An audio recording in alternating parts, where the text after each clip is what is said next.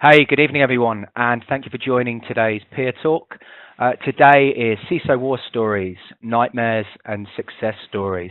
And I'm Chris Hodson. A bit of background on me. I'm the EMEA CISO at a company called Zscaler or Zscaler. So a bit of background and context on that. We're the world's largest security as a service cloud provider. We can talk about that another time, but just to kind of set the scene. So with me today, I'm very pleased to have Tal Arad and Eric Klein, and I'm going to hand over to each of those in turn to just introduce themselves, just give a bit of a background. So, Tal, may I pass to you first, please? Sure, and hi everyone. As Chris said, my name is Stella, and I am the CISO for CIVA Logistics. For those of you who don't know the company, and no one really knows the company, CIVA is one of the largest logistics companies globally. If you think of the DHLs and the UPS, we're kind of number 7 or 8 in the world, operating over 160 countries with about 45,000 employees. And I've been working as the head of global security for about a year now. Prior to that, I was the information security manager for Canon in the EMEA region, and prior to that, a few other bits and bytes, consultancy, military, etc. All in all, I've been doing information security for too long, going over 20 years now. So I've become bitter and cynical, as it happens when you work in this area for too long. Well, hey, that helps us. That helps us with the conversation today. Yeah. So that's good. And Eric, what about you? Can I pass to you? Okay. Sure. I'm Eric Klein. I'm Chief Operating Officer at Cloudonics.io. We're a cloud API provider, doing a bunch of things on kind of the side related to telecom security. Okay. I'm the Peerless Ambassador for Israel at the moment, running meetups here.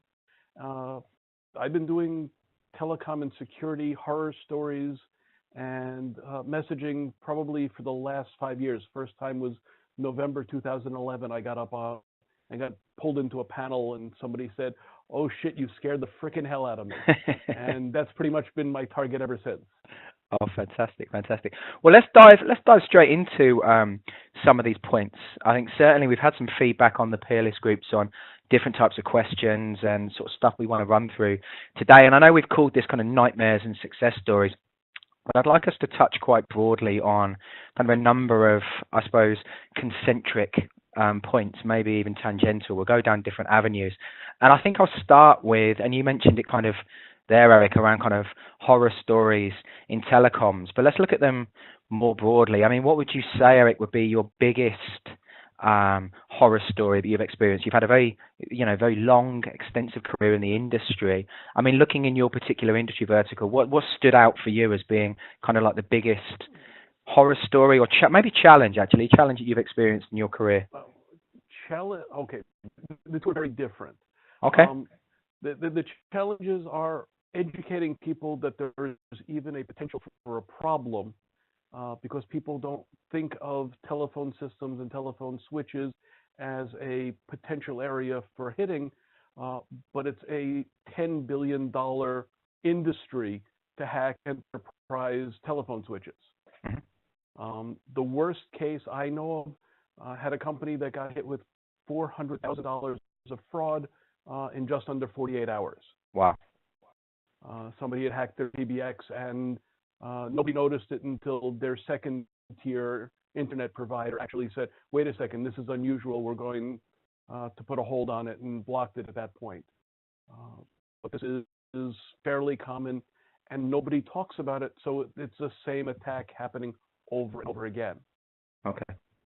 That certainly makes sense. And you mentioned there kind of that first point, that shock factor. And this is something maybe I want to go into a bit more detail on later on. And Eric, I haven't prepped you for this, but it's just something that I'm curious with. I have a hard enough time sometimes explaining some more, should we call them traditional InfoSec challenges, to be them board directors, be them CIOs, be them CEOs. When you look at something like telecoms, there's an awful lot of kind of, maybe it's just my opinion, kind of almost esoteric terminology. We started talking then about PBX into a world of, voice over IP, SIPs, etc. Has that become easier or hard? Has it become easier as now everybody is using telecoms through, look how we're talking to each other now over a WebEx connection. Is it harder in the telecoms space to articulate risk? The terminology is less of a problem, but like I said, the sheer awareness that it's even possible. People understand PBX and SIP and the terminology much better, but the simple fact of the matter is people don't understand how they can get hacked and what a premium number or employee fraud or things like that are, and they're happening every day. Like I said, it's huge money. I'm with you. Actually, and hey, sorry, go on, Eric. It's actually apparently become one of the preferred methods of organized crime to get cash because it's a easy money, low risk kind of thing for them. Yeah, of course. Well, that makes perfect sense. And hey, Tao, let's touch on that with you for a moment, if I may. Certainly, looking at the two industries where you are currently, receiver logistics, and then previously in Canon. I mean, how have you found things particularly? Have you found, and let's start with that, the evolution of technology, and, we're going to come on to maybe digital transformation and lots of buzzwords that we all say in our industry now. But what have been some of your biggest challenges in kind of the roles that you've had? Has there been any commonality between them, or have they been very different in different verticals? Yeah, there are of course differences between the verticals, because by the end of it, those two sectors are dealing with something completely different. Technology is different, the challenge is different, but I do find one common thread, which is not it's not specific to SIVA or Canon. It's specific to all the companies I've seen, especially when I was working as a consultant for multiple years. It's the fact that it doesn't matter how evolved are the threats and how advanced are the threats, and how many years the hacks and the hackers and the criminals have been around. It seems that the IT industry, not the security industry, but the IT industry and the people that take the decisions are still not really considering security as an essential part of the organization, of the processes. And for me, something that drives me insane every single time. That doesn't matter which kind of application you're looking at. You're always I'm exaggerating, right? But most applications you're going to look at, you're going to find one of the OWASP top 10. How many years have the OWASP top 10 been on? How many years they have not really changed the OWASP top 10? I think they're doing a new version now. It's the same thing for the last 15 years. And every time you have a big hack or a big infection, think of WannaCry, think of NotPetya, everyone's waking up saying, have you seen that? It's unbelievable. How did it do that? How did it do that? A week after, everyone forgets that until the next hack. And I'm not seeing an organized approach from the market to actually tackle that in a way that will really lower the amount of threats. I mean, you see, of course, the security technology is evolving all the time, and there's some fantastic technologies out there. But the market as a whole is always considering security as kind of the nice-to-have thing. The budget will always be a challenge. The headcount will be a challenge. It seems like the hype is more important than actually fixing stuff. That's kind of my feeling. Yeah, I'd go along that. Hey, I just chime in with kind of my 2 cents on that, just from kind of personal experience. I think you've touched on something that I experience fairly regularly, and certainly before I moved to the dark side of the vendor world. And that is kind of the difference between sort of threat and risk, right? So you take risk as an aggregation of different attributes, right? So you take it as threat actors initiating a threat event, exploiting a vulnerability, right? That causes business risk. I think the challenge that I see, and I'm sure the three of us don't do this, or any of the listeners don't do this, I'm sure, but we're talking in terms of threats, which invariably are very specific. We mentioned, things being esoteric in the conversation with Eric earlier, but we kind of have that, right? If you're in a situation where you're talking about, a cross-site request forgery, exploit, or a vulnerability in a web application that's being exploited, very hard thing for somebody outside of a very small community of people to understand. And I've seen scenarios whereby we're taking, and let's use your example, Tal, we're taking, for example, a pen test report, and we're trying to get somebody to accept what are essentially things that haven't been fixed in a report, and we're saying to them, do you accept this risk? And, the look you will get from a C-level exec who doesn't work in security, and dare I say some who do work in security, will be, I don't understand what you're showing me. You're in no way aligning this to my business problems. I mean, do you guys see that? Yeah, I think Yes. it's even more interesting than that. I think, and I've kind of mentioned that in a blog post I've put in the past. We, the security industry, are living within an echo chamber. We're meeting in our conferences and we are escalating the discussion between us, and we're all hyped about everything. But when you go to the the normal people, and you told them, have you heard about ransomware? Have you heard about this? Most of the time, Yeah. they have no idea what you're talking about, because we, as an industry, can't explain ourselves very well, Yep. and because the media is always jumping on the big stories and are not really explaining them well. They just want to do the hype. So we have a big Yeah, I problem in agree. that area. I agree. It sells papers, doesn't it? You know, it's It the does. it's the sensation. And I want to pivot to you in a sec, Eric, on this, but just very quickly. You know, it does, and it's this sensationalization of attack. And I said in one of my talks recently, right? We look at something like I was trying to think of an example now. Look at something like the Mirai botnet, right? The amount of tech press and mainstream media that identified that as being sophisticated. Now, there were components of it that were reasonably clever, like looking for other running services or other malware on an endpoint. But broadly speaking, it was looking for default credentials on a device. Now, if in 2018 or 2017, as it was at the time, we're considering that sophisticated, then we've got a major problem in our industry. I just wanted to add that because it's an infuriation of mine on a weekly basis. Well, I mean, Eric, much what's your... worse than that? Yeah, go on, Eric, please.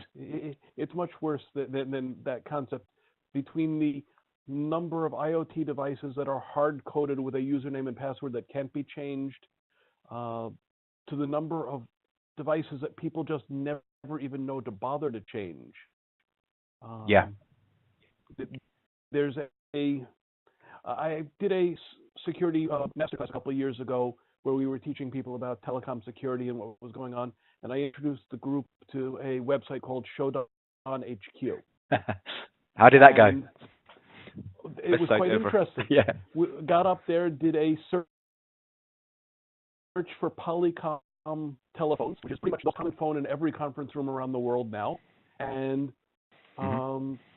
didn't leave it up long enough for anything, but the person who was on the did the talk right after mine got up and did the same search, left it up for 2 minutes, and somebody in the back of the room yells, "I'm in," and they had in 2 minutes found and gone through the default password of the first one on the list. Yeah. And it's scary. Most popular search on that site is still CISO default password. And it just works for devices.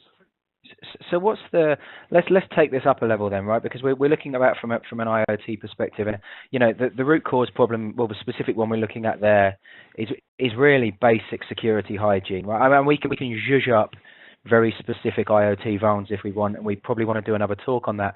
But let's look at a few problems we've had over the last year or so. We take the root causes of things like the Equifax breach.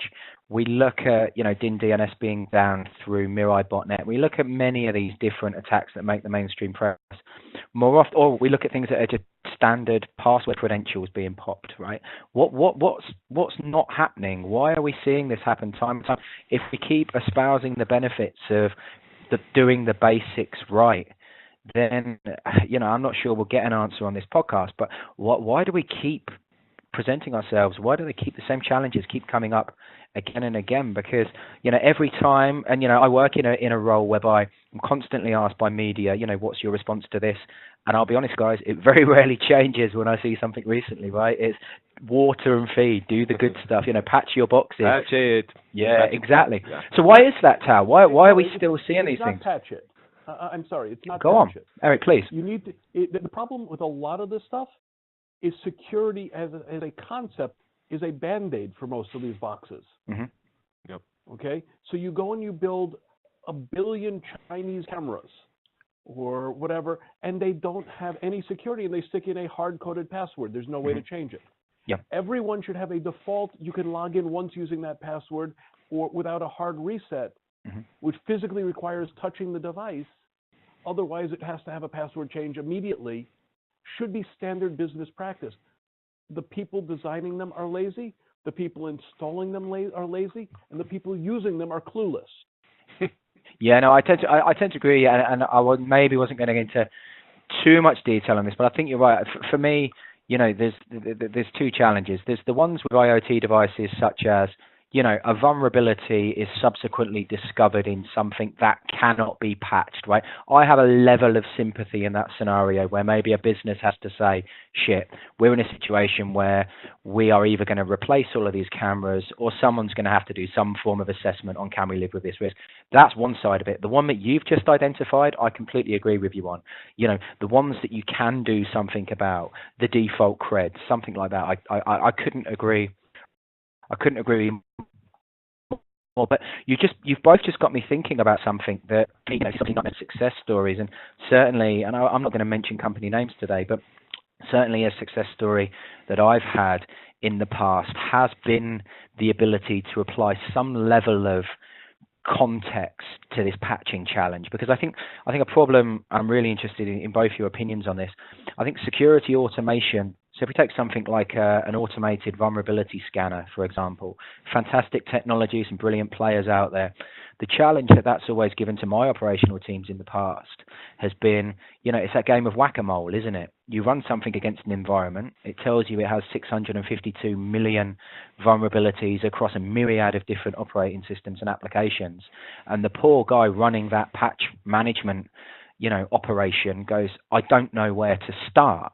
Now, we talked earlier, I think it was you, Tao, you spoke earlier about almost security being on the periphery or, needing to better, and I almost hate the phrase embed security in the business, and I'm doing quotation marks when I don't have a webcam, but you know what I mean.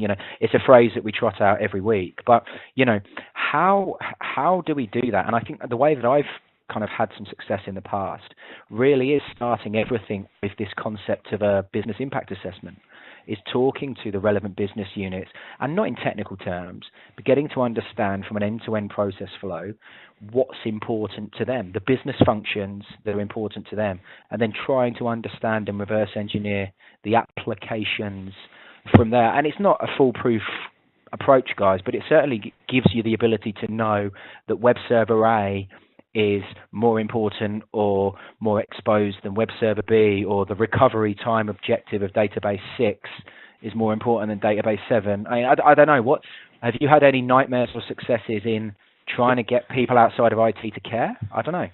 Yeah, for sure. I think you're right in saying that, especially if you look at large-scale organizational enterprises, you can't make these decisions out of context with the business. Because by the end of it, security is there to serve the business. If the business is not making money because security is too tight, is too shut down, then you're not serving your organization properly. So basically, you need to put it in the way that actually will worth money for the business. So you say you need to take down a whole cluster of servers for patching. You need to explain why. And you need to put some sort of price tag against it, which is not easy because in many cases you can't quantify that. But you need to at least explain it in terms that whoever is the business owner will understand that.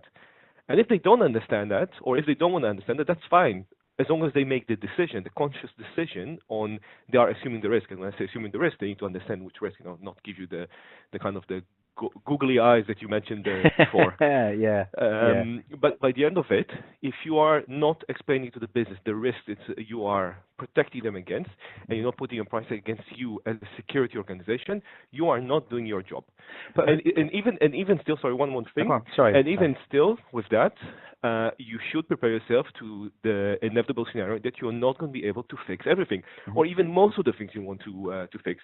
Again, especially with enterprise, there's just too much. There's too many operational dependencies. There's too many IT dependencies. You can't fix everything. So you have to prioritize, and you have to explain to the business that you are still running with a certain amount of risk, which they may or may not accept, and then work accordingly. Mm-hmm.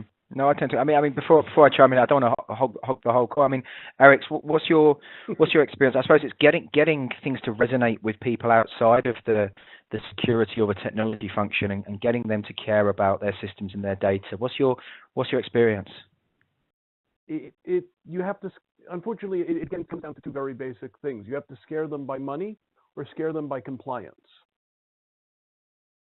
Yeah. And in many ways, are you ready to go out and take out insurance and be ready to be hit by $25,000 on a weekend hit anytime, or do you want to actually do something about it and start enforcing policies?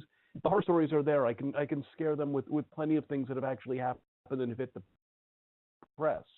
Mm-hmm. The other side of this is we're a little bit over 120 days away from the new European GDPR rules. So nailing everybody with you need to do this, you need to do it for compliance, or you're going to be nailed with 2 to 4% of your annual worldwide in fines is a lovely motivator to get somebody to actually do it. So we've got an opportunity here that is not normal in the industry, because the new standard comes in May 28th. If you're not this, you can't work in Europe, and that's scary to people. I'm just. I want to go on, Sal. You throw something in. Go on, man. Yeah, I completely agree with what Eric said. That unfortunately we do have to do, so to speak, security by fear. You know, we are doing it for many years, and we keep doing that, even though I really detest that. Because we should be showing value rather than scare people. But unfortunately, that's the only thing that, okay, not the only thing, but this is the main tactic that works. I mean, if this is up to me, I'm now going to do a pilgrimage to the EU Commission and thank them from the bottom of my heart on GDPR, because this is going to be a huge push ahead for security. Not necessarily for the right reasons, but it is pushing us. And if you look at it, every time there's a huge incident somewhere, then the security world gets a push. So it is not the right way to do that, in my opinion, but it is the way that works. No, I was just gonna chime in on that one. I've got something slightly controversial, maybe.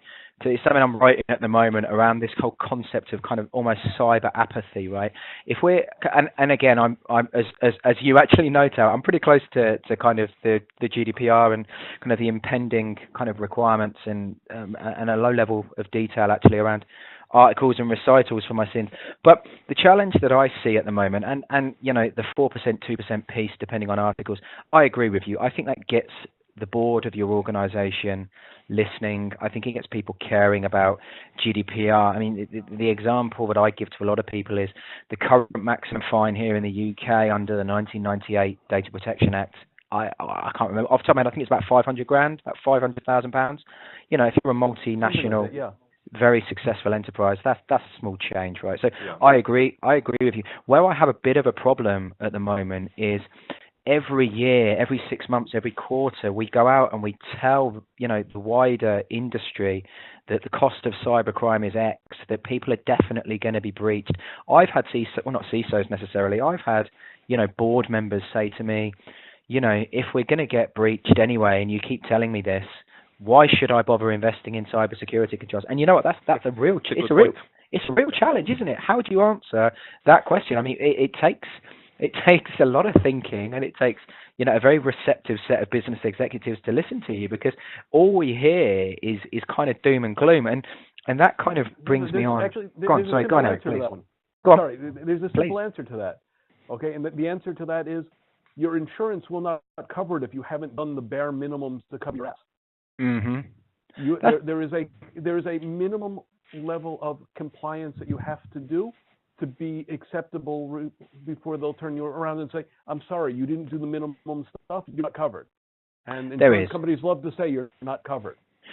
Especially and you know what, I think you probably do a PeerTalk specifically on cyber insurance, because I have some views on the direction that's going to go, just with the amount of information and kind of telemetry that insurers have to date. But you're dead right, and it was slightly facetious of me, because there are obviously regulatory and legal requirements as to why someone would hit, you know, a baseline. But they're genuine questions that I get. There's a big difference, and as someone who has spent far too much time with PCI DSS, that there is a big difference between being compliant, right, and being quote unquote, and we can say, will one ever be secure in a very philosophical way? But there is really, you know, you take your baseline level of security that, you know, a seasoned CISO or security exec would suggest you have, compared to a baseline set of controls for maybe a legal or a regulatory framework. But I agree, but it is a challenge.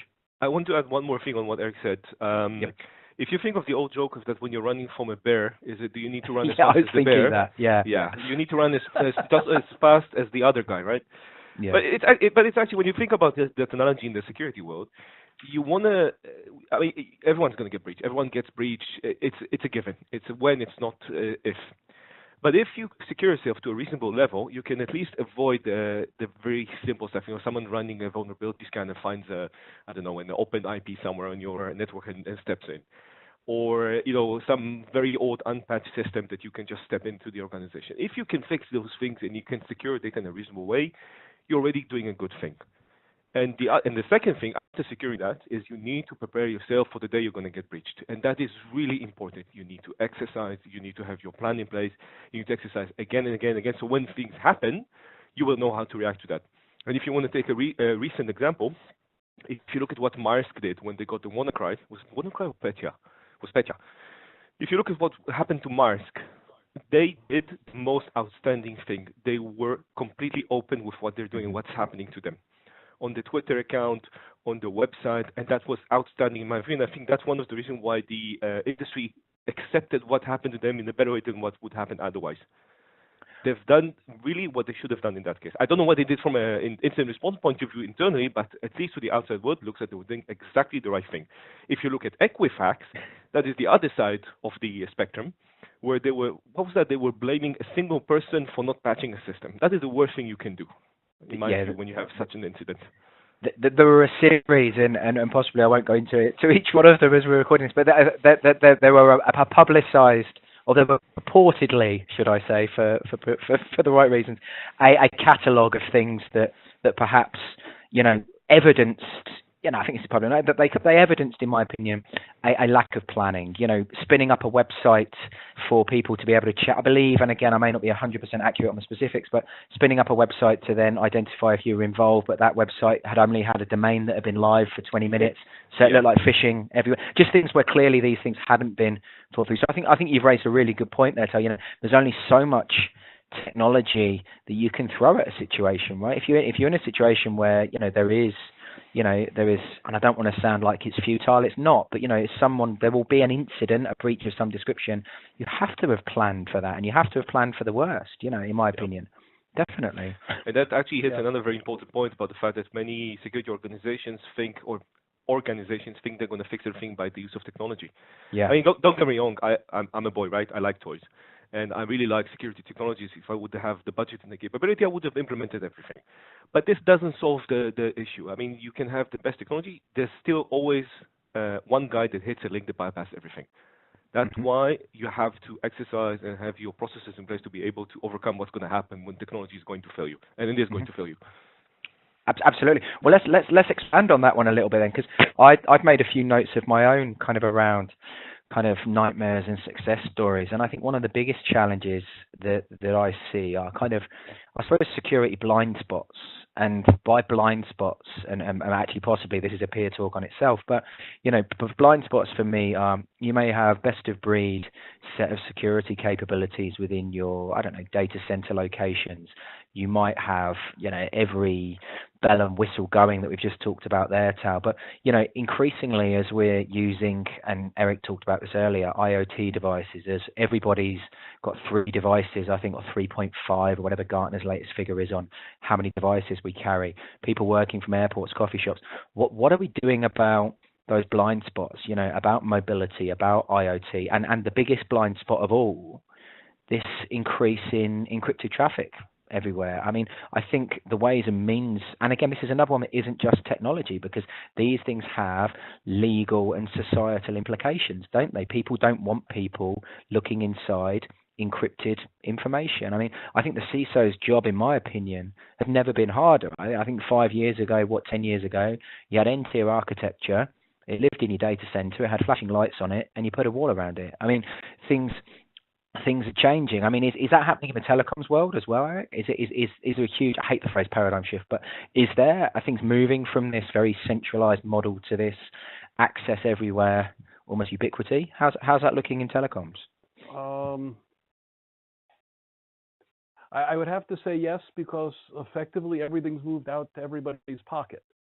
Everybody's walking around with a full telephone switch, PBX, and they call it their iPhone or their Android or whatever, and nobody actually thinks about the fact that it's hackable and people can nail the same kind of problems on that without you knowing it, in spite of ending up in every one of the movies over the last 15 years. Yeah. I mean, you've got James Bond who hides a Nokia telephone under the table and then can listen to the Russians. It's like, I'm sorry, guys, you don't actually have to do anything fancy and hardwire it anymore. You're clicking on install app, and it does it automatically.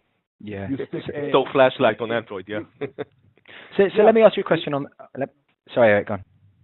No, it's like you said, it's install flashlight, install Siri, Google Home, Amazon devices, and your new television. Everybody is listening to you, and nobody actually stops to think about it. Yeah, it's that shiny effect, isn't it? I can't remember which one of Schneier's books it was in about the concessions that we make for convenience and to get something that's perceived to be free, right?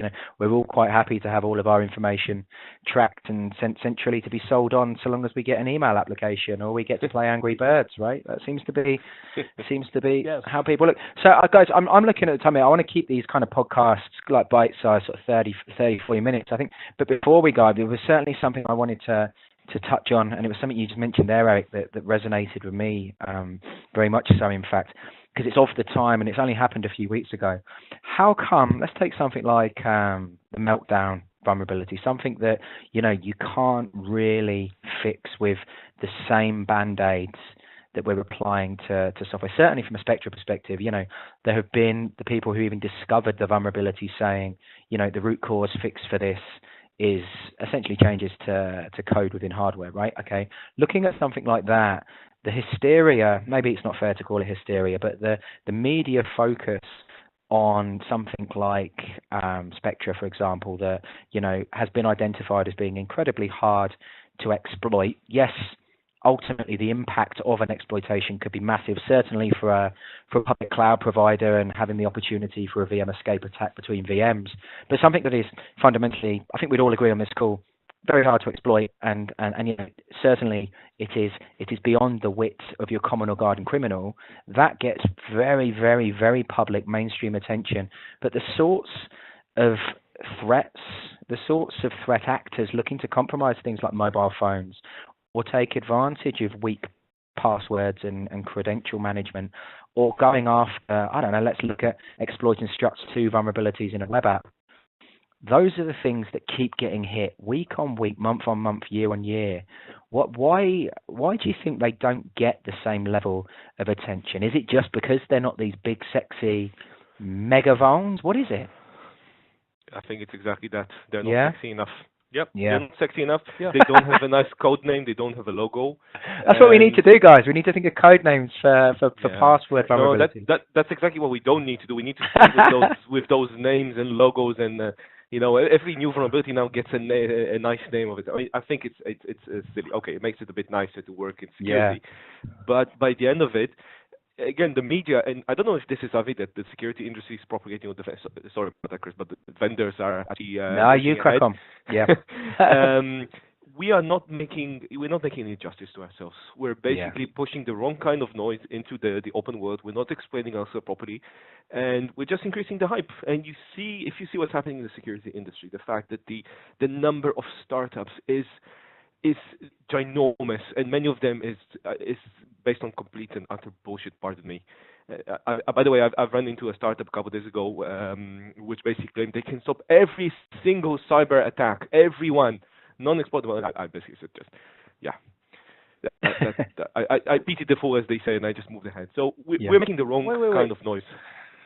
I can remember back in the late 90s doing Tekken and Networking, and one of the trade journals had somebody that was advertising exactly that product. And it was exactly that product, and it was a little kit on how to make your network perfectly invulnerable. Yeah. What they would do is they would send you a half a kilo brick of clay and a scissor. I was going to ask, was it unplug the cable? But no. No, actually, it wasn't. Unfortunately, it wasn't a joke. Yeah. Take the cable, cut the cable, and stick it in both ends into the brick. Nothing. Yeah. Job you can sold. get into the network ever again. Oh, God. Yeah. That's like if it was only that simple. Yeah, exactly. Well, yeah, no, it is. We can make every organization. I always say this when I talk to companies. We can make organizations as a CISO, as a head of security, you can make them absolutely secure, quote unquote. But business doesn't get done because you're not using technology. And ultimately, and Tal, you said this at the top of the hour, right? We're there to support the business and to give advice and guidance. We're not there to be this department of. But the other side is that we're not. It's not the technology that's usually the whole. Yeah. It's always as you said, they're blaming one guy. There's always one person who was fish, who left something open, who didn't change the password when they were supposed to. And as always, security boils down to the human factor is the weakest piece of it, in spite of all of the holes that are built into the software, Eric, check hardware. I couldn't agree more, and I can't remember what I bloody called it, but I wrote, I think it's on PeerList, it's definitely on LinkedIn, a blog on, we say it's a layer 8 problem, but are we to blame? And by we, I mean the security industry. Yes. I personally believe that anyone can click on a phishing link these days, in the same way that anyone with enough capability, motivation, and time as a threat actor is going to pop your environment in some way, shape, or form. So we need to start, in my opinion only, we need to start wising up to this concept that, benign and malicious locations exist on the internet. The whole internet has to be considered at least suspicious until we can prove otherwise, in my opinion. But guys, hey. It's also been a case of, as Tal said, we've made the situation worse for ourselves. For 20 years, it's been, your password has to be 8 characters, it has to have a letter or a capital. I mean, you get all of these, and then you get the Spaceball scene, which is the best scene to ever show in a security thing. Okay? Yep. And the problem is, we've made people so annoyed with the concept of passwords because they have such complicated rules, and the rules ignore the fact that how quick it is to hack them these days. Whether it's 8 character special words, whatever. If it's under 30 characters, it's going to be hacked in under a minute. There is. Hey, this is like, if for everyone listening, I talk a lot, and maybe you go whatever.